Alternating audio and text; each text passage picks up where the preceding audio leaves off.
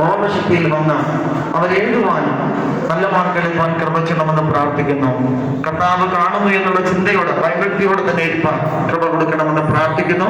എല്ലാ കുഞ്ഞുങ്ങളെ അനുഗ്രഹിക്കണമെന്ന്. ഇനി വരേണ്ട കുഞ്ഞുങ്ങളെ കൂടിച്ചേർക്കണം. ദൈവകൃപയിൽ മറച്ചു നന്നായി എഴുതി നല്ല മാർക്കെടുപ്പാൻ ദൈവത്തിൽ അനുഗ്രഹിക്കപ്പെടുവാൻ കൃപ ചെയ്യണം. ഇവിടെ ആയിരിക്കുന്ന കുഞ്ഞുങ്ങളെ സൂക്ഷിക്കണം. കൃപയിൽ മറച്ചുകൊള്ളും. യേശുവിന്റെ നാമത്തിന്റെ പിതാവേ.